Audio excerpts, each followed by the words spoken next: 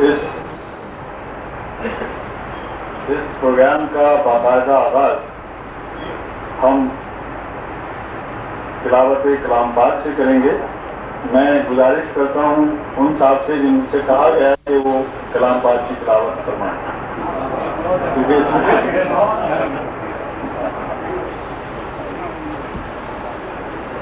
احمد علی صاحب کہاں تشریف رکھتے ہیں؟ جن صاحب سے کہا تھا آپ نے ان کو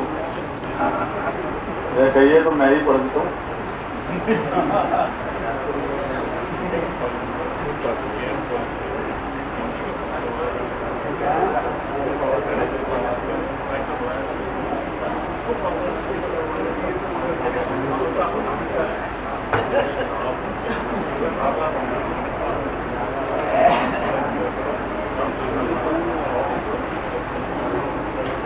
مولانا ابرار کیرتپوری صاحب تشریف لا رہے ہیں کلام پاک کی تلاوت کے لیے.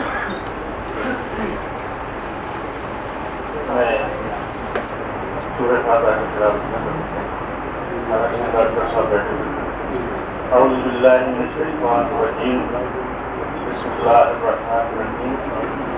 الحمد للہ رب العالمین الرحمن الرحیم مالک یوم الدین. إياك نعبد وإياك نستعين اهدنا الصراط المستقيم صراط الذين أنعمت عليهم غير المغضوب عليهم ولا الضالين. صدق الله.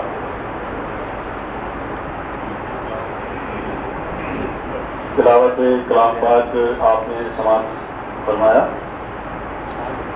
اور اب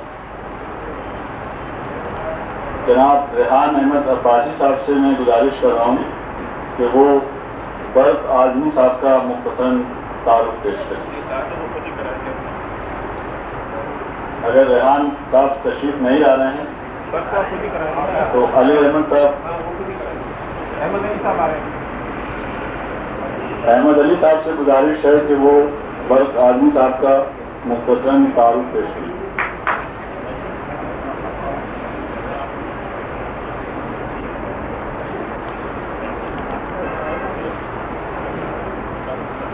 سرزمین کہن ہے اعظم گڑھ، کان شعر و سخن ہے اعظم گڑھ، اہل فضل و کمال سے سرشار، مخزن علم و فن ہے اعظم گڑھ، نازش شبلی و حمید و سہیل، گنج نقد سخن ہے اعظم گڑھ، کیوں نہ مجھ کو عزیز ہو یہ شہر، پر میرا وطن ہے اعظم گڑھ. مشرقی یوپی سے وابستہ سرزمین اعظم گڑھ کی علمی اور ادبی حیثیت ارباب نظر کے لیے محتاج تعارف نہیں ہے. تاریخ کے ہر دور میں اس کے افق پر علم و ادب کے مہرباں لوگ قدم رہے ہیں جن کے فیضان تجدید سے جہان شعر و ادب آج تک منور ہے. لیکن اس تجلگاہ علوم و معارف میں کچھ باکمال اور یگانہ جوگار شخصیتیں ایسی بھی گزری ہیں جنہیں خاطر خواہ آسمان شعر و ادب پر چمکنے کا موقع نہیں مل سکا اور انہیں اپنی خاصکاری، منتخب المزاجی، ناموسائی خیالات اور باقی اداری مصروفیات کی وجہ سے وہ شہرت نصیب نہ ہو سکی جس سے وہ مستحق تھے. والد محترم جناب رحمۃ اللہ برق اعظمی بھی انہیں لوگوں میں سے ایک تھے جو اپنی خاصکاری، بے نیازی، قدرت نشینی اور زمانے کی ناقد شناسی کی وجہ سے گوشے گمنامی سے باہر نہ آ سکے، جیسا کہ ان کے شعر سے ظاہر ہے. نا آشنائے حال ہے بیچارہ کیا لکھے، ساکت قلم ہے میرے سوال نگاہ کا. آپ ضلع کی مختلف تحصیلوں میں نائب رجسٹرار خاندوں کی حیثیت سے اپنے فرائض منصبی انجام دیتے رہے. چونکہ فلم شعور سے ہی شعر و سخن سے فطری مناسبت تھی، اس وجہ سے اداری مصروفیات کے باوجود بھی مقامی ترہی نشستوں اور قصیدہ خوانی کی محفلوں میں برابر شریک ہوتے رہے اور مشق سخن جاری رکھی. ایک نعتیہ قصیدے کی تشکیل میں اپنی اداری مصروفیات کو موضوع سخن بناتے ہوئے یوں رقم قرار دیں. قصیدہ کیا لکھوں اب بات کا کرنا یہ مشکل ہے، کسی لمحہ نہیں فرصت یا افراط مشاغل ہے. یا بزم سخن سے دور افکار معیشت میں نہ وہ جوش طبیعت ہے، نہ وہ میں ہوں، نہ وہ دل ہے. یہی ہر وقت کی الجھن، یہی ہر روز کا جھگڑا، کوئی کتابہ، کوئی فیصل، کوئی خارج، کوئی داخل ہے. ارے توبہ ہے ایسی کشمکش میں جانبدار اپنی کہ کچھ کہنا ہے مشکل ہے نہ کچھ کرنا ہے مشکل ہے، ادھر ہے تاکہ منوش چرانی لے کے آ جائے تربیت کرتا در مدر افسردہ میرا دل ہے.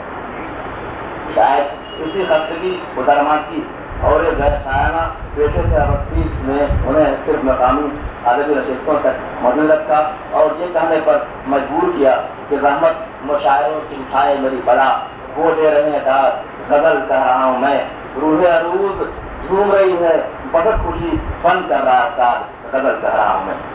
الگ الگ فرق آدمی کی شاعری ان کے فطری شعری و ادبی ذوق اور ذہنی اور فطری آسودگی کا دریا تھی جس کا وسیلہ اظہار مقامی شعر و سخن کی معذرت تھی جن میں انہوں نے مختلف اصناف سخن میں اپنی استادانہ مہارت زبان و بیان کے جوہر دکھائے اور پھر مقامی عظمت کے حامل رہے. اس مجموعہ کلام کے ساتھ میری حق فرزندی ادا کرنے کی ایک ادنا کوشش ہے. شاعر کی شاعرانہ عظمت کا تعین تو ارباب نظر ہی کر سکتے ہیں.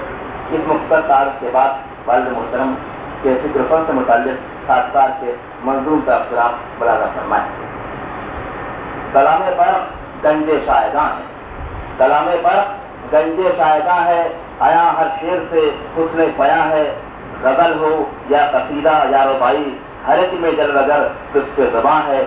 نہ کیوں ہوں شاد و خرم سالک و لو نمایاں فیض ان کا بے قرار ہے. فن رحمت الہی برق ہے، فن رحمت الہی برق ہے یہ کہ تنویر سخن میں ذوق شاہ ہے. وہ رقہ ہے کہ سہل ممتنع کا شعور فکر و فن اس سے آیا ہے. تصوف ہو کہ وہ رنگ تغزل، تصوف ہو کہ وہ رنگ تغزل نشاط انگیز انداز بیاں ہے. سبھی کے لذت کام و دہن کا اہم سامان اس میں بے گماں ہے. اس میں ایک شانی امتیازی بجا احمد علی قطب اللہ.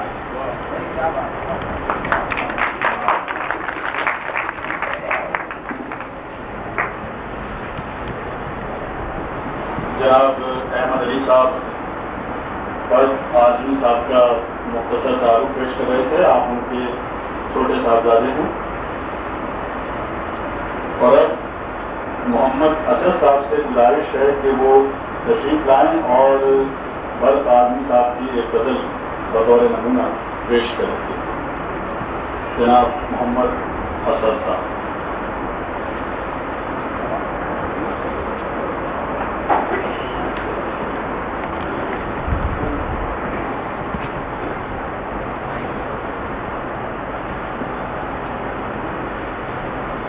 جناب پر آزمی صاحب کی غزل کے چند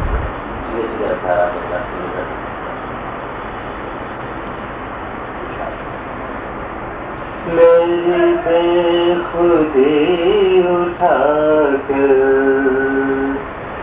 مجھے اس جگہ پہ لائی، نہ ہے فکر بود منزل نہ غم شکست پائی. میری بے خودی اٹھا کر مجھے اس جگہ پہ لائی. تیرے نام کا وظیفہ تیرے نام کی دعائیں، تیرے نام کا وظیفہ تیرے نام کی دعائیں. ہے یہی میرا خزانہ، ہے یہی میری کمائی. میری بے خودی اٹھا کر مجھے اس جگہ پہ لائی. تجھے تجھ سے مانگتا ہوں بس سلیقہ گدا. تجھے تجھ سے مانگتا ہوں بس سلیقہ گدائی. نہ نبضوں میں زہد تقویٰ، نبضوں میں پارسائی، میری بے خودی اٹھا کر مجھے اس جگہ پہ لائی، جو دکھائی راہ منزل تو دکھائی بے خودی نے، جو دکھائی راہ منزل تو دکھائی بے خودی نے، نہ ہوش کام آیا نہ خیرت ہی کام آئی، میری بے خودی اٹھا کر مجھے اس جگہ پہ لائی، نہ ہوا گزر کسی کا جہاں آج تک بھی زاہد، نہ ہوا گزر کسی کا جہاں آج تک بھی زاہد، مجھے لے گیا وہاں تک میرا عجز نہ رسائی، میرے بے خودی اٹھا کر مجھے اس جگہ پہ لائی، لگے سن کے برق دینے وہ دعا خیر مجھ کو، لگے سن کے برق دینے وہ دعا خیر مجھ کو، سر تربت راقی یہ غزل جو میں نے گائی، میری بے خودی اٹھا کر مجھے اس جگہ پہ لائی۔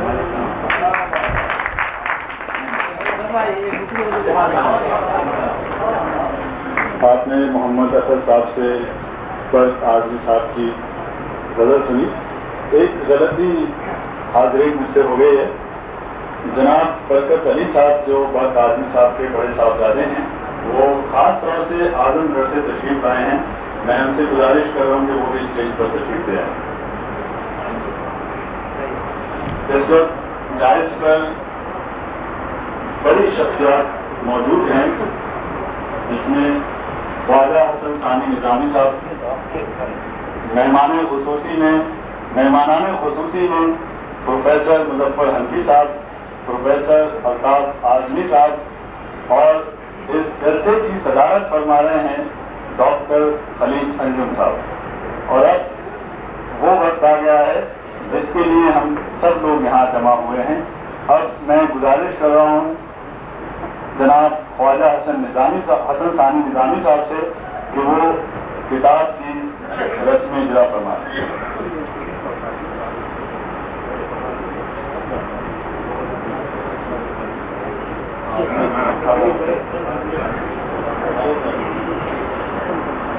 ٹھیک ہے، پھر کچھ تبدیلی ہوئی ہے پروگرام میں۔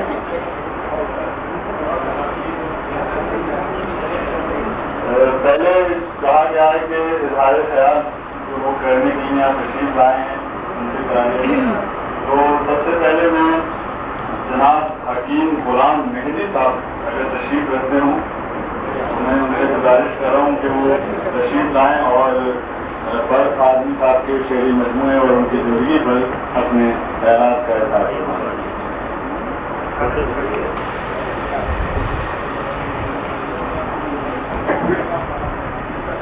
صدر نشین آئے بس معزز حاضرین، میں سب سے پہلے شکریہ ادا کرنا چاہتا ہوں جناب احمد علی صاحب جو سفر کے مرتب ہیں اور جناب ریحانہ باقی صاحب جنہوں نے مجھے ذائقہ کتاب پڑھنے کے لیے عطا کی اور مجھے اظہار خیال کے لیے چل کر مدعو کیا. یہاں جو حضرات کا شرما ہے ان کے سامنے میرا کہنا بڑا مشکل ہے، میں نے اپنے خیالات کو مختصر علامت کر دیا ہے. اس کا بات تعمیر سخن اردو شاعری کے ذخیرے میں ایک پیش بہا اور ایک خوبصورت اضافہ ہے. حضرت رحمت اللہ پاک قاسم مرحوم مشرقی اتر پردیش کے معروف اور مرحوم خیز سرزمین اعظم گڑھ سے تعلق رکھتے تھے. اس عربی سرزمین پر انہوں نے اپنی نظر اپنی ناگوئی کے پھول کھلائے اور بڑے خوشی کی بات ہے کہ اس کے ساتھ ان فرزل جناب احمد علی باقی صاحب نے ان کے شعری مجموعے کو ترتیب دے کر زیور تباہ رابطہ کر دیا. ورنہ یہ دلچسپی شاعری پہلے ذوق کی نظروں سے خوشیاں رہتی. ہمارے سامنے جو مجموعہ ہے اس میں مختلف عنوانات ترتیب کیا گیا ہے. منقبت کے ذیل میں 3 ہم ایک مناجات تقریباً 50 نعتیں، چاروں خلفائے راشدین کی منقبتیں، حضرت امام حسین کی منقبت میں 2 مجموعے، حضرت علی بن ابی طالب کی منقبت میں 3 خطات اور بعض بزرگان دین مثلا خواجہ معین الدین چشتی اجمیری وغیرہ کی منقبتیں ہیں.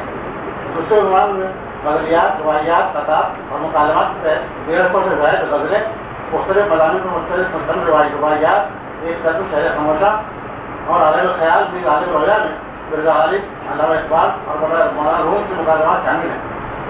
تیسرے عنوان قصائد کے ذیل میں 4 نعتیہ قصیدے، 2 قصیدے حضرت علی کی مدح میں، 3 قصیدے اور 10 تحریریں حضرت فاطمہ زہرا صلوات اللہ علیہا، 1 قصیدہ 10 تحریریں حضرت امام حسن علیہ السلام، 11 قصیدے سیدنا امام حسین علیہ السلام اور 1 قصیدہ در مرتبہ حضرت امام مہدی علیہ السلام.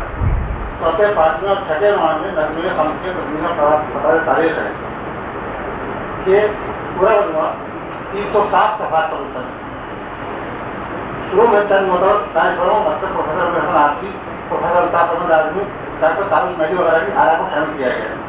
ہندوستان میں بڑی تقریب سرائے اورنگ آبادی، نیوسوز، متقمین، ناصر، انشا، نیونیس، غوث، غالب، مومن اور داغ سے لے کر 20ویں صدی میں اقبال، جوش، حضرت ثانی، ذکر، فراق اور فیض تک اردو شاعری کی روایت رہی ہے. ایسا معلوم ہوتا ہے کہ پاک قاسم نے اردو شاعری کے اس عظیم سرمایہ کا بہت گہرائی سے مطالعہ کیا ہے. تقریباً ہر سلسلہ سخن میں ان کی تواضعی سے یہ اندازہ بھی ہوتا ہے کہ انہوں نے اپنے اشعار میں سبھی رنگ بڑے خوبصورتی سے سمجھ دیے ہیں. مجموعے کے آغاز میں عرض حال کے عنوان سے ایک نظم شامل ہے. اس کا پہلا شعر دل پہ گزری ہے جو طاقت نہیں سمجھانے کی، خواب بوبے کا ایک سرخی بڑے افسانے کی، پڑھیے اور پھر پانی بچائینے کا شعر دیکھیے. ایک مجمہ ہے سمجھنے کا نہ سمجھانے کا، زندگی قائب ہو ہے پاو ہے دیوانے کا. یا پانی پیچھے وغیرہ مقتا ہر رفت بڑے وشتا کیے مجد پانی، زندگی نام ہے مرمر کے دیے جانے کا. اور پھر عرض حال میں جانے کے بعد عالم سے پڑھیے، موت ہے دوست ہے تحصیل سکون ہے کامل، زندگی مشق ہے مرمر کے دیے جانے کی. عرض حال میں ایک اور شعر ہے بھائی وجہ جوانی سے بڑھاپا اچھا دم کا ساتھی ہے یہ وہ مرتے نہیں آنے کی. ہمیں میرانیس کی مشہور روائی کے آخری 2 مصروں کی یاد دلاتا ہے. جو آ کے نہ جائے وہ بڑھاپا دیکھا، جو جا کے نہ آئے وہ جوانی دیکھی. یہاں تقابل مقصود نہیں ہے بلکہ ہم یہ کرنا ہے کہ یہ ہے شعوری توارد ذہنی مجموعی طور پر اردو شاعری کے پورے ذخیرے پر وقت صاحب کی گہری نظر کا نتیجہ ہے. ان کا اپنا ایک اسلوب اور اپنے خاص فکر ہے. مثلا میرانیس نے جوانی اور بڑھاپے کے بارے میں ایک سیدھی سی حقیقت بیان کی ہے اور وقت صاحب نے دلیل کے ساتھ بڑھاپے کو جوانی میں ترجیح دی. غزل اردو شاعری کی ایک ایسی سمت سخن ہے، ایسی صرف ہے جس کے بارے میں جہاں ایک طرف ایک مشہور عالم اور معتبر ناقد کا قائل ہے قول ہے غزل اردو شاعری کی آبرو ہے، تو دوسری طرف ایک دوسرے مشہور مگر بعض کے نزدیک غیر معتبر ناقد کا قول غزل نیم ویسی سمت سخن ہے. مگر فرق صاحب نے غزل کو جس طرح برتا ہے وہ خلوص، محبت، صالح قدروں اور زبان و بیان کی سراست، سادگی، حسن خیال اور اس کے مرتبہ عرفان اور وجدان کی علامت ہے. وہ زندگی کے تلخ حقیقتوں سے اس طرح واقف ہیں جس کا اظہار اکثر انہوں نے اپنے غزلوں میں کیا ہے. یہ 2 شعر وغیرہ کیجیے. اس میں خاکی ہے یہ رنگ و روغن چڑھا، اس میں خوبا کا کوئی بھروسہ نہیں، ہم اچھی جس کی تشکیل مٹی سے ہو اس نمکدہ کا کوئی بھروسہ نہیں. دیکھ لے تیری آنکھیں کھلی ہوں اگر تو میں قبر ہے کیسے کیسے بشر، جانے ہو جائے کب چھوڑ کر یہ مکان ایسے مہمان کا کوئی بھروسہ نہیں. وقت صاحب کی غزلوں میں غزل کا خاص موضوع दूसरों इश्क के मामला भी बड़े खूबी से मौजूद हैं। उस ग्रुप की निगाहों में वल्लाह वो जादू है, देखो जिसे दीवाना, देखो जिसे लट्टू है। इस शेर में तगज़ुब तो है ही, लट्टू होना मुहावरे के बरदस्ता इस्तेमाल से जुबान पर दुश्मनी द्वारा हो गया है। मैंने अवैध किया कि बरसात की नगर उर्दू साहित्य के पूरे जखीरे पर थी और जो चौरी और लाचौरी तौर पर मुख्तलिफ असातिज़ा सुखद से मुतासिर भी हुए। इस तरह की मिसालें अक्सर उनके कलाम में मौजूद हैं। मैं सिर्फ एक मिसाल और पेश करता हूँ। गालिब का मशहूर शेर है, पहले हयात तो बंदे गम, असल में दोनों एक हैं, मौत से पहले आदमी गम से निजात पाए क्यों। जहाँ वक्त फरमाते हैं ये फला हुए इससे कब निजात मुमकिन है, वैज्ञानिक जिंदगी भर की कायदे हस्ती है। तनवीर सुखन के मुताबिक मालूम होता है कादर और कलाम शायर थे और यह कादर और कलामी उनके कसायद से ज़्यादा नुमाया है। ये मालूम होता है कि उनको सरवर कायनात हज़रत मोहम्मद सल्लल्लाहु अलैहि वसल्लम और उनके साम्राज्य से कितनी अक़ीदत और मोहब्बत थी। यहाँ हुसैन और इमाम हुसैन अलैहिस्सलाम की बला में उन्होंने जो क़िस्से लिखे हैं उनकी अक़ीदत कुछ ज़्यादा ही झलकती है। मसलन तुम्हारा साए अब तक बुतों पर भी जो पड़ जाए तो बुत की दुआ पर ना रहे, अल्लाह अकबर हो। तुम्हारा मर्तबा कोई खलीलुल्लाह से पूछे वही जानेगा उसको जिसमें कुर्बानी का जवाब हो। अदब माने है मैं इसको कहूँ कि आप खुद समझें, वहाँ कुर्बान एक बेटा, यहाँ कुर्बान खैबर है। या खामसे का एक फन सलाम इद्रवेज उस पर, सलाम इद्रवेज उस सरबराह सरफरोशा पर, दरोजो मुश्किल उस पर, उस पैकड़े अखलाक एहसान पर, दुरे मिधक मिसाल उस मार्फत के मेरे ताबा पर, उदय मजमून तसद्दुक उस बहारे बाग़ जुमा पर, हुसैन इब्न अली यानी शहंशाह क़सीदा पर। कसीदा अपने पूरे नवाजिब यानी तशबीह, गुरेज, मदह वगैरह के साथ कहने वाले शायद अफ़ाल खाली हों। जनाब बाप आदमी ने अपने क़साइद में इस रवायत को पूरी तरह महफूज़ रखा है। उनके क़साइद बुलंद तख़य्युल, शौक़त मज़मून, मेयार मार्फत और हुस्न बयान की नादिर नमूने हैं। आलम ख़याल में मिर्ज़ा गालिब इक़बाल और मौलाना से उनके मुकालमात और इक़बाल खुसरो और बाद दूसरा सदर ज़फ़र से उनके अशार और उनकी तज़मीनें भी पढ़ने से ताल्लुक़ रखती हैं। मिसालें पेश नहीं करूँगा, मुताला कीजिए और उठाइए। मुख्तसर इतना कह सकता हूँ कि बहुत अरसे बाद कोई ऐसा शेरी मजमूआ सामने आया है जिसकी मिसाल एक ऐसे दस्तरखान की है जिस पर हमा अक़साम के खुश रंग, खुशमज़ा, मेवे और मशरूबात बड़े सलीक़े से सजाए गए हैं और इससे वापस ज़हनी और रूहानी ग़िज़ा फराहम हो सकती है। गज़ल अपने पूरे हुस्न जमात के साथ और नात बनकर अपनी पूरी बदानत, संजीदगी और अदब व एहतराम के साथ एक बुलंद पाया शायर होते हुए भी वक्त साहब की शोहरत अब तक हल्का यारा तक ही महदूद थी। तनवीर सुखन शायर होने के बाद उम्मीद है उनका कलाम वसीम शेर दुनिया में शनाख्त बनाएगा और अगली दुनिया में उनकी शायरी का मकाम मुतअज्जन होगा। तनवीर सुखन के आखिर में दर्ज खतात तारीख से मालूम होता है कि मजमूआ 1374 हिजरी 1957 ईस्वी में मुरतब हो गया था और इस नाम से सन हिजरी यानी 1376 हिजरी के आज़ाद बराबर होते हैं। मैंने इशात के लिहाज से 2003 ईस्वी सन ईस्वी में तारीख निकाली। वक्त की एक काविश अफ्तार तनवीर सुखन बन गई है शेर का मेयार तनवीर सुखन। मुझको हाकिफ ने बनाई और मुझको हाकिफ ने बताई ईस्वी तारीख यूँ बालिक मजमुआए असरार तनवीर सुखन। मजमुआए असरार तनवीर सुखन में एक अलिफ का एक इजाफा करते 2003 बन जाता है। शुक्रिया।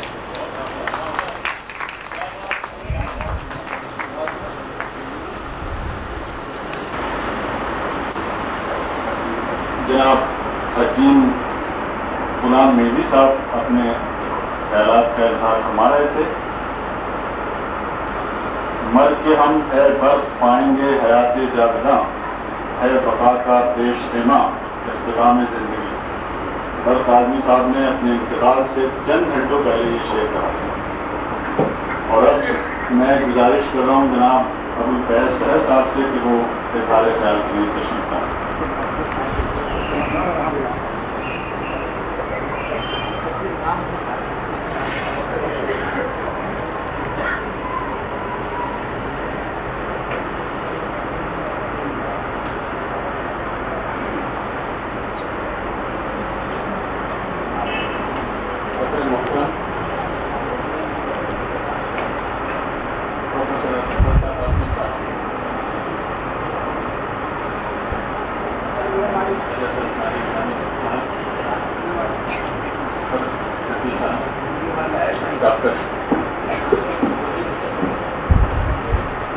ڈاکٹر شعیب رضا صاحب اور دوستوں ساتھیوں،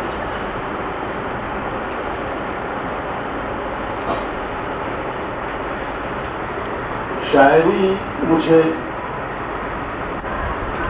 دو وجہ سے بہت زیادہ عزیز بھی ہے، اور میں ان کی اور اچھی شاعری کی عزت بھی کرتا ہوں۔ وہ دو وجہ ہیں کہ شاعری کارگہ شیشہ گری بھی ہے، فنی نقطۂ نظر سے، علمی نقطۂ نظر سے ایک مہارت ہی نہیں، ایک ریاضت بھی ہے۔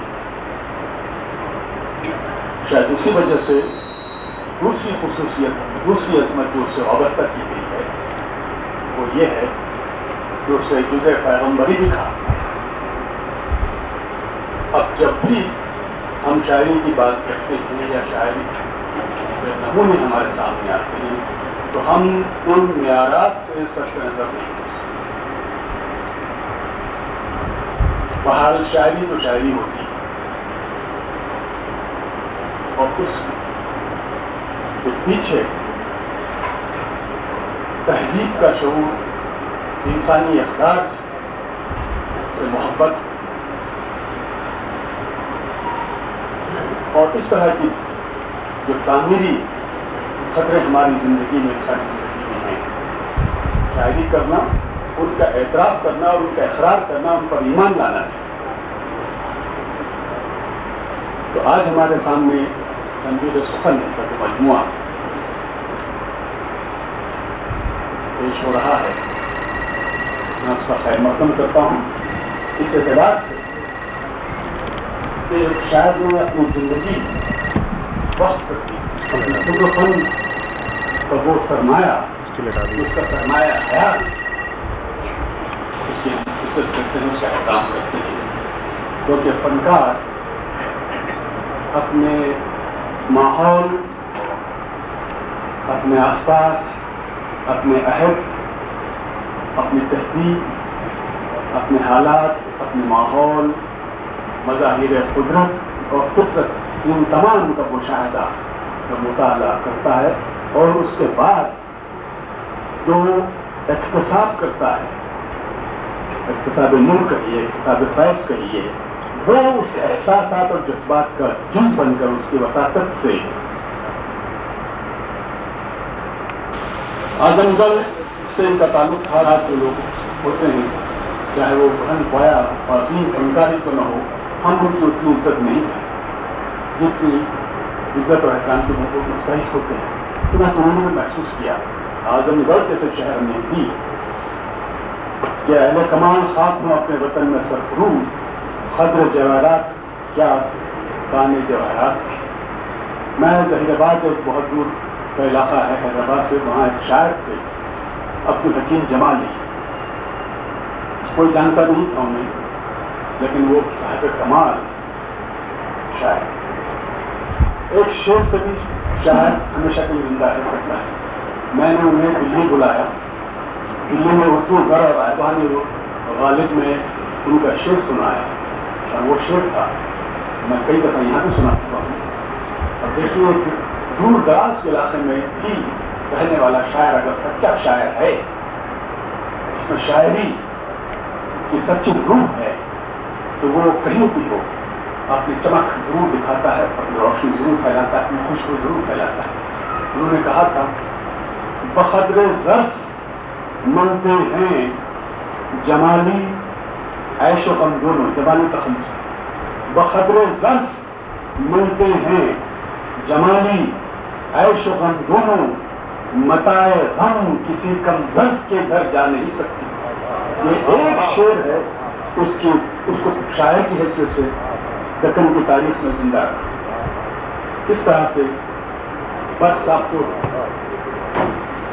حضرت کلام شاعر، اتنی قدرت بہت کم شعراء کا مقدر ہوگی، جتنی مہارت انہیں حاصل کی۔ جب اس کا مجموعہ ہم پڑھتے ہیں، اس کا خاطے ہم دیکھتے ہیں، تو بہت کم شعراء میری نظر سے بھی ایسے گزرے ہیں جو اس درجے کا کمال اپنے فن میں رکھتے ہیں۔ اب شاعری کے معراج کی بات اور معیار کی بات ہے، وہ غزل تو آج ہماری شاعری کے آبرو ہے. بہت بڑے شاعر گزرے ہیں اور چھوٹے شاعر بھی گزرے ہیں، لیکن ہمیں ان کے حالات کے لحاظ سے، میں فیض کے درجے پر یا مخدوم کے لحاظ سے برق صاحب کو نہیں جانتا گا. برق صاحب کو برق کے حالات میں ان کے مقام کے اعتبار سے ہی جانتا. تو اس میں قدرت کلام تو ہے، لیکن وہ فن کی جو عظمت ہونی چاہیے، ان کی اور مصروفیات میں شاید وہ ان کو وہ موقع نہیں دیا، یا ان کی دیگر مصروفیات ان کی شاعرانہ عظمت کی حریف ثابت ہو. بسیار گوئی اور دھوپ دہلی سے بعض دفعہ بہت اچھے نتائج برآمد نہیں کرتے. ہمارے بڑے بڑے شاعروں کے ہاں بھی، میر کے ہاں بھی، غالب کے ہاں بھی، سودا کے ہاں بھی، ذوق کے ہاں بھی ایسے اشعار ملتے ہیں جو عام زبان میں تو لوگ بھرتی کی کوئی شعر کہتے ہیں، میں وہ تو لفظ استعمال نہیں کروں گا، لیکن بہت کم معیار کے شعر بھی ان کے کلام کا حصہ بن چکے ہیں. مجروح جو غزل کی آبرو ہیں، ان کے 9 غزلوں کی 9 شعروں کی غزل میں 1 یا 2 شعر اچھے. میں نے بہت مطالعہ کیا، بہت پڑھا. علی خندم صاحب نے خاص نمبر نکالا تھا، اس میں لکھنا تھا مجھے. بعض دفعہ 7 شعر کے غزل میں 1 شعر اچھا ہے، جو کہ غزل بہت اچھی ہے. اس طرح سے ہم جب پورا علم کا مطالعہ کرتے ہیں، برق صاحب کا ظاہر ہے کہ بہت اچھے اشعار مل جاتے ہیں اور وہ اچھے اشعار ان کی شاعرانہ زندگی، استقامت اور ان کے مقام کی گواہی دیں گے. انہوں نے بہت کہا ہے. لوگوں نے کہا کہ یہ قصیدوں کے ماہر تھے، کسی نے کہا کہ روایت کے ماہر، کسی نے کہا کہ ان کا خاص میدان غزل ہے. جہاں تک میں سمجھ سکتا ہوں ان کا خاص میدان شاعری ہے. وہ شاعرانہ مہارت، وہ فن کی مہارت جو غزل کہنے میں ان کی بدکار شامل تھی، وہ قصیدہ کہنے میں بھی چکے، وہ روائی کہنے میں شامل تھی. انہیں دراصل وہ اپنی فنی قدرت کا جو ملکہ انہیں حاصل تھا، وہ ہر فن میں جہاں بھی انہوں نے تبادمائی کی وہ جوہر دکھایا. نعتیہ کلام میں، منقبتوں میں بہت کھل کے لکھا ہے. خاص بات میں زیادہ وقت نہیں ہوگا، مثالیں 3 وقت میں نہیں کروں گا. جو میں نے محسوس کیا وہ یہ کہ یہ فی لحاظ مسلک، فی لحاظ مقصد فکر، بڑا خلوص کشادہ پیشانی سے انہوں نے ہر بزرگان دین میں سے ہر شخصیت سے اظہار محبت، اظہار عقیدت. یہ بہت ضروری ہے. افغانستان کی قیامت صغریٰ اور عراق کی قیامت صغریٰ کی بات کو ہمیں ان سب چیزوں کو محسوس کرنا چاہیے سنجیدگی سے، اور ہمیں جو تفرقہ ہے یا ہمیں جو دوریاں ہیں اس کو سنجیدگی سے لگ کر کم کرنے کی کوشش کرنی چاہیے. ورنہ جو حشر ہوگا، چاہے وہ مقامی طور پر ہو، چاہے قومی سطح پر ہو، چاہے بین الاقوامی سطح پر، وہ آپ سے مخفی نہیں ہے.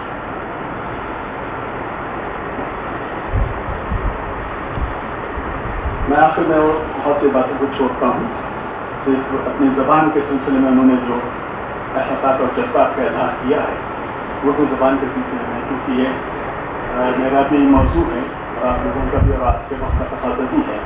ایک جگہ انہوں نے لکھا ہے اپنی زبان اور اپنی تہذیب سے کس قدر محبت ہمیں ہونی چاہیے. اگر ہم باہوش ہیں، اگر ہمیں احساس ہے، اگر ہمیں ضرور ہے، تو ہمیں یہ احساسات اور جذبات زندہ ہونے چاہیے. اگر نہیں تو پھر ہمارا وہی حشر کا جو شمال ہندوستان میں بھی اردو زبان کا ہوا ہے اور ہو رہا ہے. حالانکہ دنیا کی دوسری بڑی زبان اردو ہے، ہم اس طرف دیکھتے نہیں ہیں، غور کرتے نہیں ہیں. اپنے ہی اغراض، اپنے ہی مفادات کے چکر میں ایسے الجھے ہیں کہ ہم تمام چیزوں کو جو ہماری زندگی کی علامت ہو سکتی ہے، اجتماعی زندگی کی، اس کو ہم فراموش کر چکے ہیں. وہ لکھتے ہیں کل میرے ایک دوست نے برق مجھ سے کی ہندی زبان پڑھنے پڑھانے کی بات چیت، اردو کا ذکر میں نے جو چھیا تو بول اٹھے کیجیے اسے نہ بیچ میں لانے کی بات چیت. اچھا تو ہوگا یہ کہ جہاں تک ہو کیجیے بھارت سے اس کا نام مٹانے کی بات چیت. بھارت میں ہے اگر تو وہ اردو زبان ہے، کرتی ہے جو دلوں کو ملانے کی بات چیت. جمہوریت کا نام روشن اسی سے ہے، इस शम्मा को करे न बुझाने की बातचीत, उर्दू जबान से आंख मिलाने का तस्करा, सूरज को है चराग दिखाने की बातचीत। ये मैं नहीं कहता कि उर्दू जबान को तस्वीर या हमारे लिसानी के शोर के सिलसिले में मैंने बहुत बड़ी बात कही है, बहुत अच्छी बात कही है, लेकिन जो भी कही सच्चे दिल से कही है, महसूस करके कही है, अपनी जिंदगी का फर्ज अदा करते हुए कही है, ये बात बड़ी।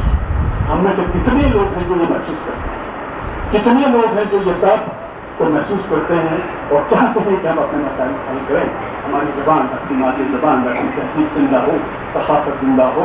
ये कितने लोगों की बात, अगर इनमें चंद लोग भी इस म्यार से, इस लगन से, इस खसूस से, इस दर्द से, इस जोश से, जज्बे से काम करते हैं, लिखते हैं, बोलते हैं, अपनी जिंदगी का हक अदा करते हैं। वरना जो लोग खामोश हैं, बहिस हैं, वो क्या अपनी जिंदगी का हक अदा करते हैं, ये हम सब सोच सकते हैं। बहरहाल अच्छी किताब हमारे सामने आई है। जब भी कोई नई किताब आती है तो मुझे ऐसा लगता है कि चमन में ये गुलाब खिला है, एक मुंजमद समुंदर में या झील में किसी ने अगर कोई पत्थर भी फेंका तो उसमें लहरें पैदा होती हैं, वो लहरों का सफर शुरू होता है।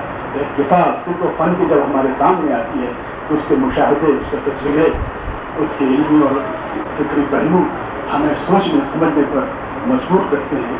इसी से हमारे फन का इर्तिखा होता है, हमारी जिंदगी का इर्तिखा होता है, हमारे तहजीब का इर्तिखा होता है। मैं इस वज़न की आराधना करने वालों को और आप तमाम जिसमें शरीक हो गए और शरीक होकर अपनी ज़बान से खिदमत करने वालों से जो मोहब्बत का इज़हार आपने किया है, मैं उसका शुक्रिया है। शुक्रिया।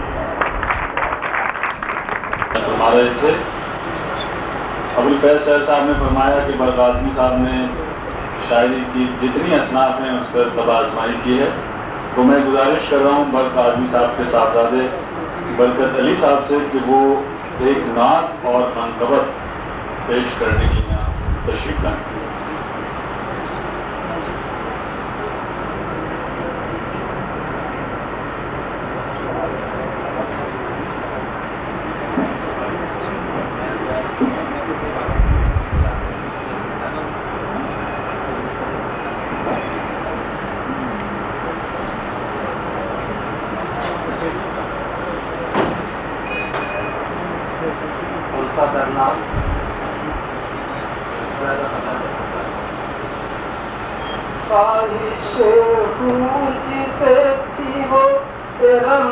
तक पहुँचा माइले हुस्न सनम कुए सनम तक पहुँचा शौक सहारा में कोई खारे आलम तक पहुँचा बैर तक कोई गया कोई हरम तक पहुँचा तेरा दीवाना तेरे नक्शे कदम तक पहुँचा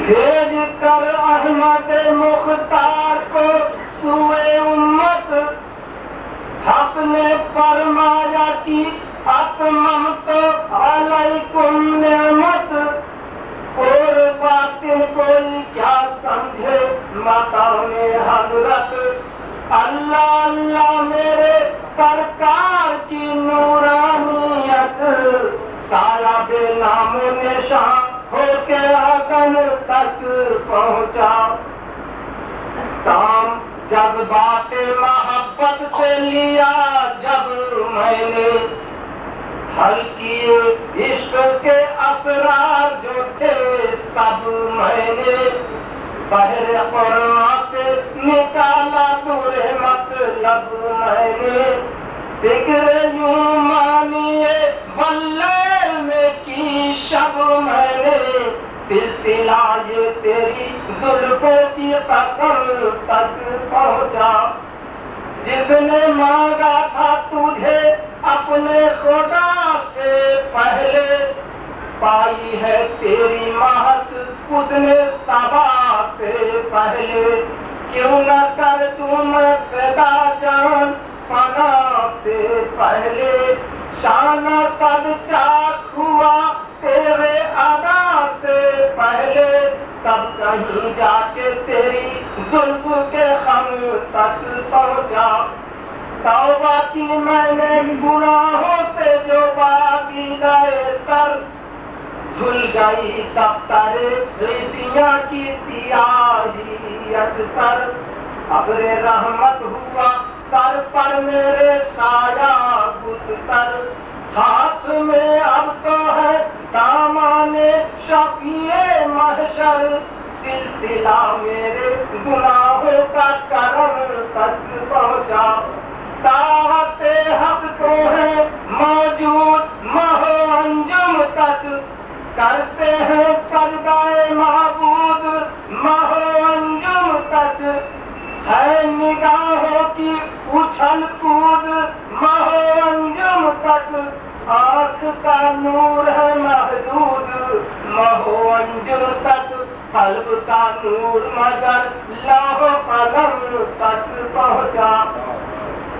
बहस में हाजिरो गायब की जो उलझा वाइज, उम्र भर रह गया तहदीर से कोरा वाइज, या मोहम्मद की सदा सुनते ही चौंका वाइज, उर्वर बोझ थे असल ये समझा वाइज, जब गयत चश्मे बदन मुल्क आदम तक पहुँचा, इसका शीरियों पर हाथ किसी ने लिखा और किसी ने रखे गुल से पर बुलबुल बांधा, कोई है के जो गमों दुल पे बूटा में उलझा, सुन के जो जिक्र फरिश्ते भी कहे सल्ले आला, वो मेरे खामरे एजाज़े रकम तक पहुँचा।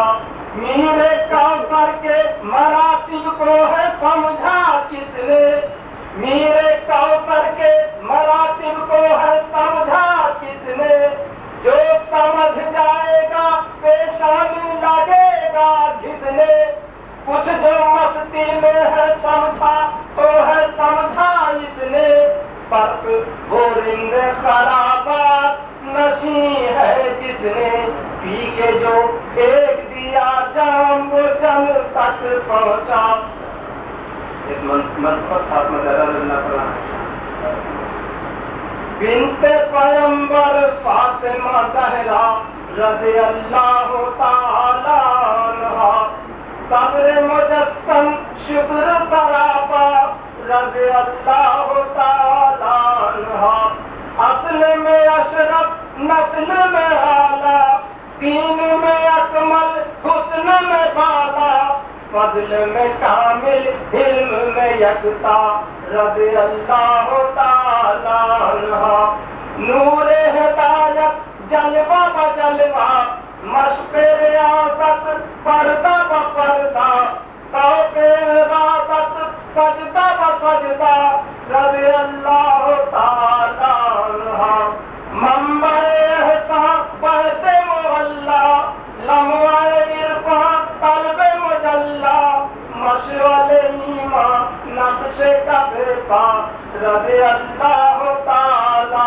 अन्हा, जिसका पेदर सरदार रसूला, जिसका पेदर सरताज शहीदा, जिसका शौहर सबका मौला रज़ी अल्लाह ताला अन्हा, दीन के सब असरार की माहिर, जिसके रुखे पुरनूर से जाहिर, रिफ़त मरियम अज़मत हव्वा रज़ी अल्लाह ताला अन्हा, तीर किए आलम के उजाले, जिसकी मुक़द्दस गोद के पाले, बजता है जिनका ताहिर में डंका रज़ी अल्लाह ताला अन्हा, जिसका तसर्रुफ साफ नुमाया, जिससे बसिए पाक की गलियां, बन गई मरकज़ अहले तवल्ला रज़ी अल्लाह ताला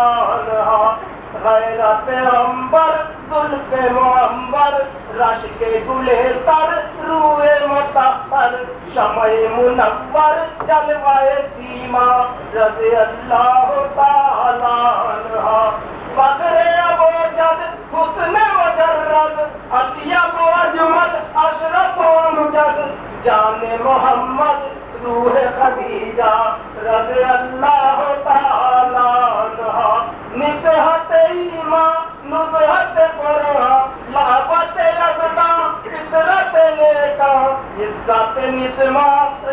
बात उनका रज़ी अल्लाह ताला अन्हा। बाहर सखावत मौज सहाबत तान मुरव्वत पैकर राफत मलकाए जन्नत मुनिस उर्वा रज़ी अल्लाह ताला अन्हा। तारिक दुनिया तालिब उक़बा माहिय बिदअत फासिल मौला हामिल सदरो इस्तिग़ना रज़ी अल्लाह ताला अन्हा। बादशाह कौनैन की दुख्तर और ये उसका हाल हो अक्सर एक ही चादर एक ही हाथा रज़ी अल्लाह ताला अन्हा। अपनी गरीबी पर न नजर की रंग सहे पापों में बदर की करते मदर साहिल को न फेरा रज़ी अल्लाह ताला अन्हा। ए महे औजे बुर्ज से आदत तेरे सबब हाँ तेरी बदौलत नस्ल नबी का बोल है वाला रज़ी अल्लाह ताला अन्हा।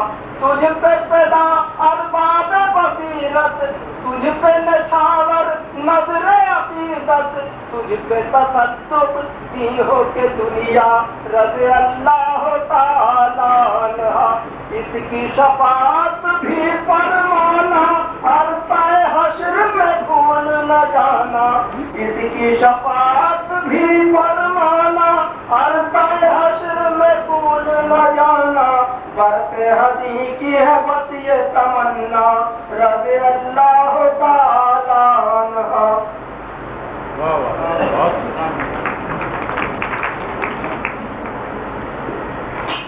नाते रसूल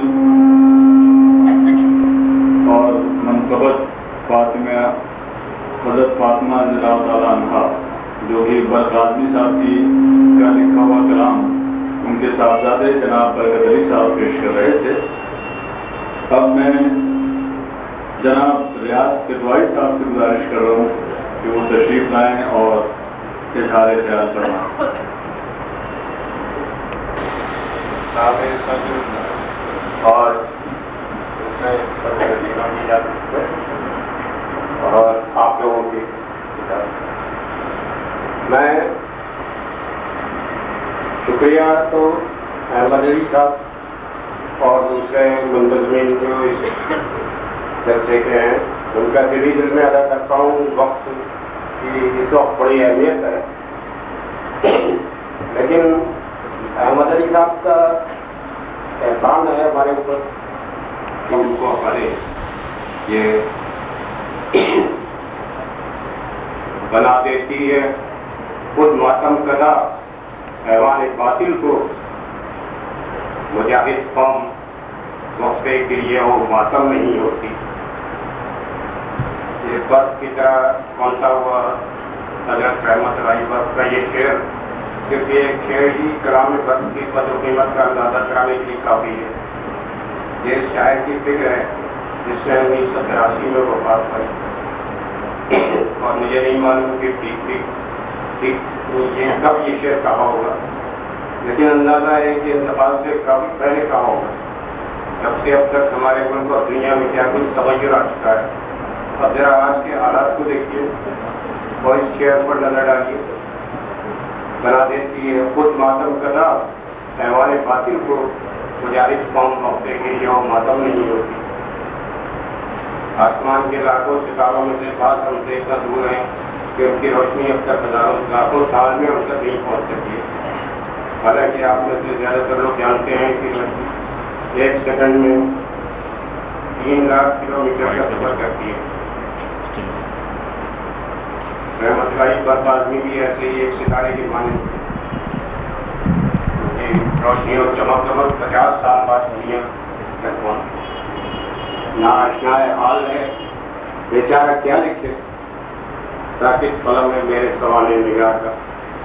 ये मरहूम ने बरसों पहले कहा था और शेर आज सबसे बढ़कर इस नाचीज की कमाईगी को जाहिर कर रहा है। ये बात चाहे उन्होंने किसी और शराफत अपनी आप बीती के तौर पर कही हो, मगर आज एक हकीकत ये भी है कि सरसों शायर की जिंदगी और शायरी के बारे में कुछ कहते वक्त हमारा एक जवाब दे जाता है।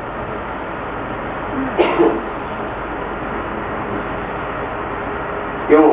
उनके फन के इतने कसीर पहलू हैं जिनका अता करना मुश्किल है, और उनकी ज़िंदगी से तो हम बिल्कुल तकरीबन नावाकिफ हैं। यानी इन हालात से जिनमें बर साहब ने उर्दू ज़बान और अदब में इजाफा करने वाले इन फनकारों को जन्म दिया।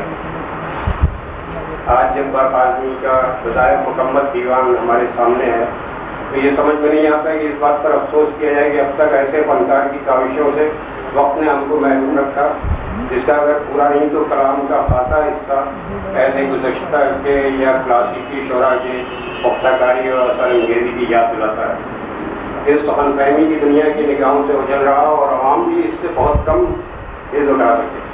यानी सिवाय उनके आबाई जिला आजमगढ़ में इसके आसपास के लोगों को या हमको इस हकीकत पर तमानियत ज़्यादा होना चाहिए कि उनके फजल डॉक्टर अहमद अली बरती आज़मी के जोश जज्बे और मेहनत शाफ्ता की बदौलत इल्म अदब के सितारे की रोशनी और ताबानी मौजूदा नस्ल तक हमारे जैसे लोगों की ज़िंदगी में ही पहुँच गई। ये मैंने इसका मुशाहदा किया है कि अहमद अली साहब और डॉक्टर अकील ने जो मेहनत की है इसको तैयार करने में और मंजर आम के लाए मरहूम ने इस दीवान तनवीर सुखन का पता तारीख 1376 हिजरी यानी सन ईस्वी 1956 में लिखा। इसका मतलब ये हुआ कि अब से तकरीबन निस्फ सदी पहले दीवान शाद के लिए तैयार हो गया था, जो कि इसके बाद 83 में अपनी वफात तक शायर ने और बहुत कुछ लिखा जिसको ज़ेर नज़र किताब में शामिल कर दिया। फिर भी इसको इनकी कुलियात नहीं कहा जा सकता क्योंकि उनके कलाम का खासा हिस्सा ज़ाया हो गया। एक पूरा दीवान जो पब्लिशिंग तैयार हुआ था चोरी हो गया था।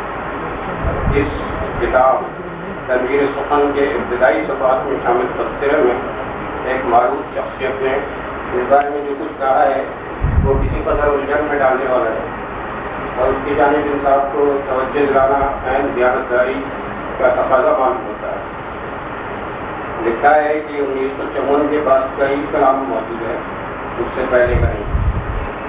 यानी जो इस दीवान में शामिल किया गया है वो 1954 के बाद का कलाम है, लेकिन कुछ शायर का पता तारीख नजर है कि मौजूदा दीवान तनवीर सुखन के नाम से 1956 में मुरतब हुआ।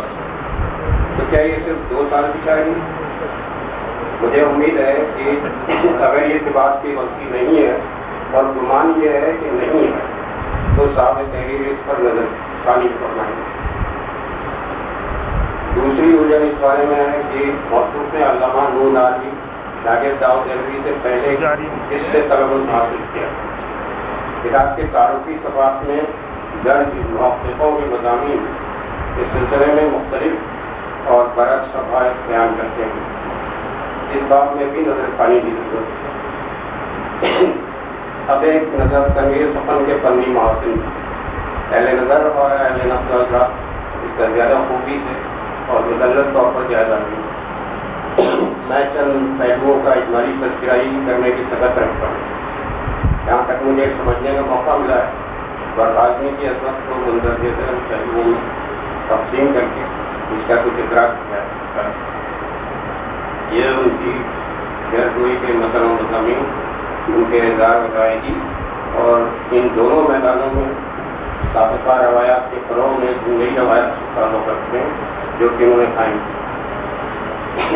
पहली चीज़ ये है कि बहुत ही कम शायरों ने ऐसे जदीद में इतने वसी मौज़ूआत का अहता किया और इतनी ज़्यादा असनाव फन में तबादला मगर उनकी अमूमी दूधगोई के साथ मिलकर ये खसूसियत वालकर उनको अपने माज़रीन में मुनफरिद हैसियत अता करती है।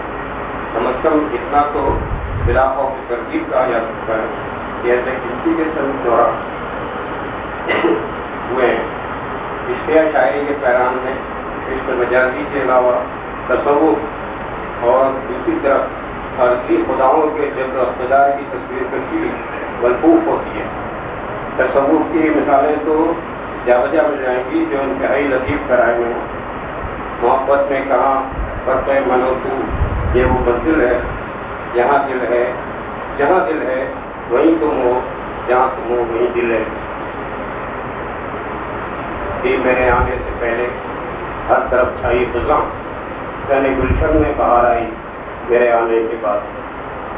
اچھا, مشاہدہ زندگی کے کچھ مثالیں صرف 3-4 یہاں پروفیسر سمجھائیں گی کتاب میں. گل نچھاور ہوئے کانٹوں نے بھی پابوسی کی, گل نچھاور ہوئے کانٹوں نے بھی پابوسی کی, رنگ دیکھا جو میری بادیاں پیمائی. یاد رکھ ہے مجھے دیوانہ بنانے والے, میری رسوائی ہے مجھے میری رسوائی کا. کسی کے شادمانی کا اثر کیا غم نصیبوں پر, ہنسی گل کی ہنی سے گریہ شبنم نہیں ہوتی. لتیں جب تک شہیدان محبت خون کا گارا, ہری میں عشق کی بنیاد مستحکم نہیں ہوتی. یہ سب زندگی کے مسائل کے بارے میں یہ اشعار ہیں. بظاہر یہ اشتہار شاعری واقعی. اس کے علاوہ اللہ تعالیٰ کا اشعار براہ راست رشتے حقیقی اور معرفت کے رنگ میں ڈوبے ہوئے. اسی طرح متعدد اشعار میں سیاسی حالات کا راست رد عمل یا ملی فکر کا بے محاورہ احساس. میں پرستی پہ تو ہوں گے نہ کبھی ہم راضی, شاید دل سے اگر جام بدلنا ہوگا. آج تو وضع بدلنے کے لیے کہتے ہو, کل کہو گے کہ تمہیں نام بدلنا ہوگا. یہ پوری غزل اسی طرح کے دو بیٹھ کے حالات کا رد عمل ہے. ہم کھلونوں سے کیسے کھلونے دے کے پہلایا گیا ہوں, کھلونوں سے ہم کیسے پہل جاتے ہیں, اس کی عکاسی یہاں ہے. کوئی کرتا ہے اردو کی حمایت جب الیکشن میں ہنس دیتا ہوں فوراً, اس قدر دل شاد ہوتا ہے. اردو سے متعلق ایک اور سیاسی شعر, اگر یہ مٹ گئی ہے برف کھل جائے گا سب پردہ, حرم جمہوریت کے ڈھونگ کا اردو زباں تک ہے. برف آدمی کی دوسری خصوصیت بھی موضوعاتی پہلوئی سے تعلق رکھتی ہے. یہ ہے مضامین کی پاکیزگی اور خالص عاشقانہ شاعری کا صحت مند جمالیاتی ذوق. اس صدی کی ابتدائی دہائیوں میں دبستان لکھنؤ کے 7 عظیم شاعروں ناطق لکھنوی, کبھی لکھنوی, عزیز لکھنوی, حسن لکھنوی وغیرہ نے اردو شاعری کو محبوب کے جسمانی اعضاء کی رقیق منظرکشی کے جال سے نجات دلانے کے لیے ایک صالح تحریک چلائی اور آپس میں ایک غیر تحریری معاہدہ کہ وہ معشوق کے ظاہری حسن کی بجائے صرف اس کے رویے اور عاشق کے معاہدات قلب کو بیان کریں. افسوس کہ اس تاریخ ساز تحریک کو اور نتیجتاً اردو شاعری میں مذکورہ دور میں جو موڑ آیا اس کو تنقید و تذکروں میں کی دنیا میں تقریباً نظر انداز کر دیا. برف آدمی کا زمانہ ان شخصیات کے مقابلے میں کچھ نیا ہے. یہ تو نہیں معلوم کہ وہ اس تحریک سے متاثر تھے یا یہ محض ان کے فکری صالح ذوق اور میلان کا نتیجہ تھا. بہرحال ان کی پوری اشتہا شاعری مذکورہ بالا خطوط پر ہے, یعنی کنگھی چوٹی اور آغا کے بجائے فکر کو عاشق کے واردات قلب پر محسوس کیا. اس کے لیے مثالیں دینے کی ضرورت نہیں. تیسری خصوصیت جیسا کہ ہم نے پہلے تذکری ذکر کیا, اصناف سخن کی کثرت ہے. غزل اور نظم کے علاوہ برف نے نعت, منقبت, قصائد, تزمین, مناجات اور تاریخ گوئی اور دوسرے میدانوں میں جی بھر کر اپنی قادر کلامی کے جوہر لکھا ہے. انہوں نے 30 سے زیادہ نعتیں, 21 قصائد, غور کیجیے گا 21 قصائد اور لاتعداد تزمینیں لکھی. صحابہ اور اولیاء کرام سے منسوب درجنوں منفردتیں دیوان میں شامل ہیں. تزمینوں میں ایک منفرد چیز مرزا غالب اور علامہ اقبال کے ساتھ شاعر کی تصوراتی گفتگو ہے, جس میں عام زندگی اور ملت کے مسائل پر برف کے سوالات اور پھر اساطیر میں سخن کے جواب انہیں کے اشعار میں درج ہیں. اہم بات یہ ہے کہ جوابات کے ساتھ بعض سوالات میں بھی فلسفہ زندگی کے پیشکش رموز بیان کی گئے.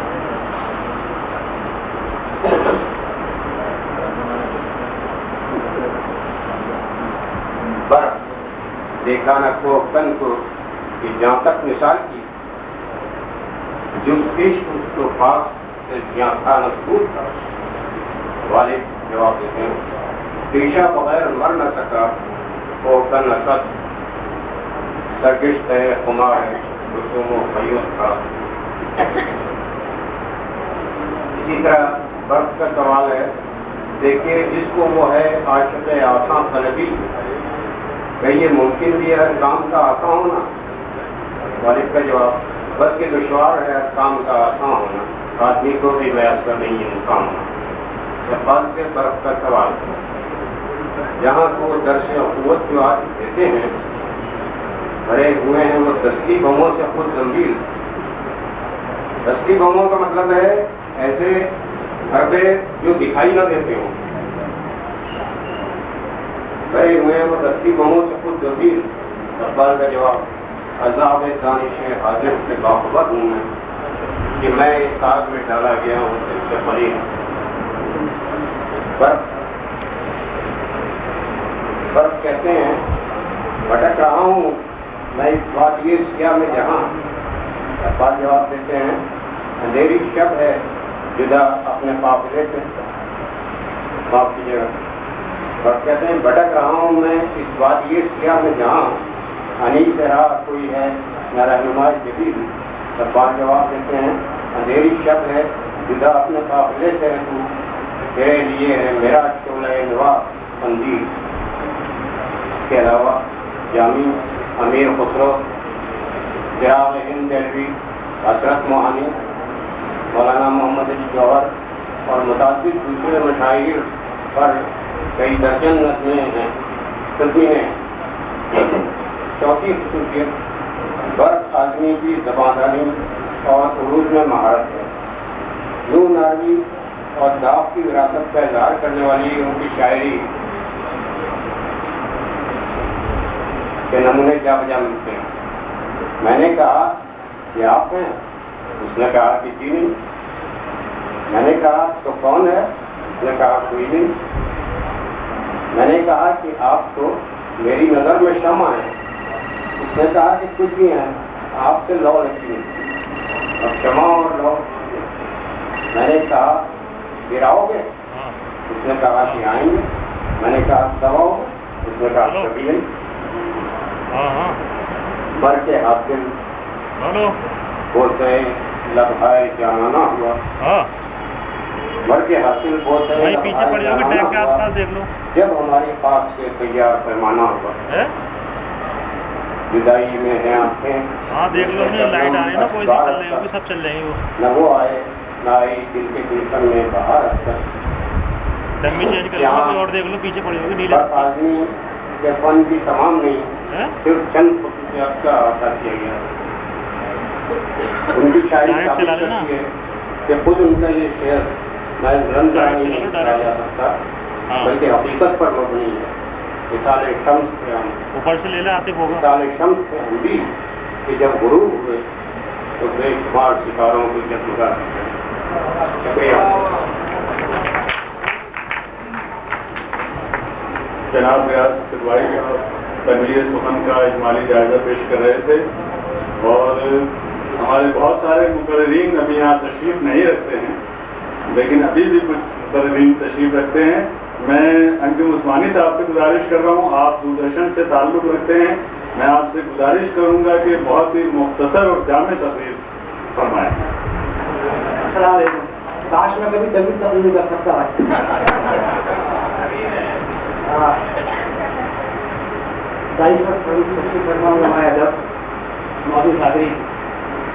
آپ اس کو دیکھ کے سراسیما نہ ہو تو بہت سارے کھاتے دار ہوتے ہیں. 2-4 دن پہلے صاحب میرے ایک عظیم شمیم صاحب کے ساتھ میرے پاس تشریف لائے اور حکم دیا کتاب دے کر کے آپ کو کچھ کہنا ہے.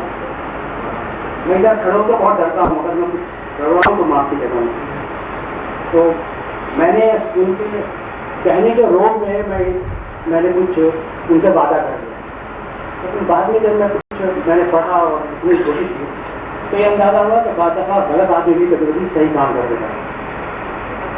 میں نے اپنے منتشر خیالات کو تاکہ آپ لوگوں تک بھرپور طریقے سے پہنچا سکوں میں نے چند صفحے لکھی ہیں.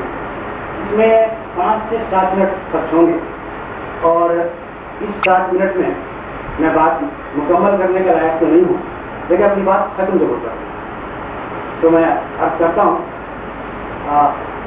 ادب میں غیر ادبی صورتحال اور صحت پسندی کے اس دور میں اگر کوئی سچ مچ کی تخلیق ہاتھ لگ جاتی ہے تو یوں لگتا ہے جیسے ریگستان میں کوئی نخلستان غیر متوقع طور پر نصاب والوں میں کوئی تخلیق کار مل جائے. برقادری رحمۃ اللہ علیہ کے مجمع کلام تنویر سخن پڑھ کر بارہا یہی احساس ہوا کہ غلط املا، غلط لہجے، غلط تلفظ کے ڈھیر اور خود غلط نام نہاد شعرا کی بھیڑ میں صحیح زبان، صحیح بیان، شریفانہ خیالات اور مہذب شاعری کے ایک فکری صاحبان نے ذہن پر سایہ کر دیا ہے. کلام برق کے ادبی محاسن فرق لوگ خوبی حسن بیاں ہیں. اس خوبی حسن بیاں کی کامیابی بلکہ نایابی نے موجودہ دور میں شعر و ادب کو عام طور پر جس کی کتاب میں مبتلا کیا ہے وہ ادب میں شمس ہے. زبان سے ناواقف کو ماہر انسانیات، عروج سے ناواقفیت کو تخلیقیت، نو انشاء سے ناواقفیت کو اسلوب، ادبی بےحسی اور ذوق سلیم مبرہ کو نقاط کہا جانے لگا ہے.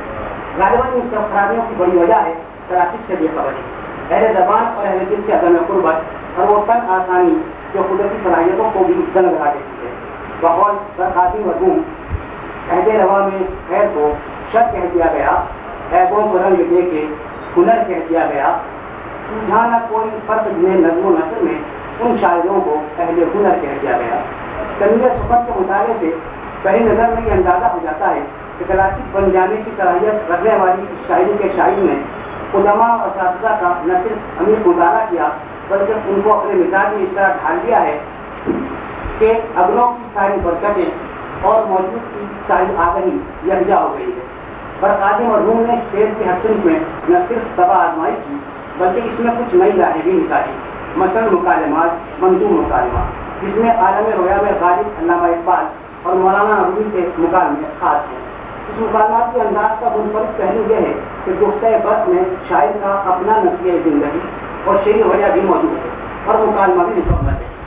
ملاحظہ فرمائیں، گفتہ برق دیکھ کر البم ادانے زہر کی تصویر کا کہ کیا موضوع ہے، سرکار کی تقریر کا، نقش فریادی ہے، کس کی شوقی ظہیر کا، کافی ہے پیرہن خرچہ کرے تصویر کا. کیوں آپ کل بزم ادب میں نہ آ سکے؟ کیا میں کدا کے کلیجے میں درد تھا؟ تعلیم کے نسخہ وفا کر رہا تھا میں، مجموعہ خیال کی فرق پر تھا. یہ غالب سے چند مثالیں تھیں. شاعر مشرق علامہ اقبال سے وقت صاحب کو خاص عقیدت، نسبت اور تعلق ہے. نظریاتی طور پر بھی وہ خود کو علامہ سے قریب محسوس کرتے ہیں. ربیع الاولیہ میں ان سے تصویر فیض بھی کیا ہے. شعری مقابلے والے حصے میں شاعر مشرق کے ساتھ مشرقی یوپی کے شاعر نے خوب دل کی باتیں کی ہیں. کیا میں چاہتے تھے مجھے یہ حکیم امت یہ بتا ذخیر پاہی کہ وہ کون سی شرف ہیں تمہیں پہلے بادشاہی. یہ بیان دے گئی ہے مجھے باد صبح گاہی کہ خودی کے عارفوں کا ہے مقام بادشاہی. میں باقی اشعار چھوڑتا ہوں. مکالماتی اشعار سے چند مثالیں ہیں. ہنری سلسلے کی ہر غزل پر مرحوم کی اسلوب کی گمات ہے. مرحوم کے مکالمے کے سلسلے میں ایک نسلی کڑی بہت پہلے ندا فاضلی نے ملاقاتی کے نام کی ترتیب کی تھی. نظم میں البتہ وقت مرحوم کی افضلیت پر مجھے علم نہیں، امتیاز ضرور حاصل ہے. حمد و نعت، منقبت، قصائد وغیرہ کے علاوہ وقت مرحوم نے کچھ دیگر موضوعات پر بھی قلم اٹھایا. اس سے اندازہ ہوتا ہے کہ ان کی نگاہ کچھ عوامی مسائل اور موضوعات پر بھی تھی. مثلاً بولی اور کسان پر ان کی نظر. اے کسان، اے محسن اقوام فخر روزگار، مجھ سے پوچھے کوئی تیرا رتبہ، تیرا وقار، لہلاتے کے عمدہ باغ کچھ کن سبزادار، تیری ہاتھوں میں تیری محنت ہے سفر بار، ہر گھڑی ہے کام میں مصروف دن ہو کے رات، کھانے والے سب کمانے والی تنہا تیری ساتھ. مذہبی شخصیات کے علاوہ انہوں نے کچھ سماجی شخصیات پر بھی نظمیں لکھی. گاندھی جی پر ان کی نظم اسی سلسلے کا ایک حصہ ہے.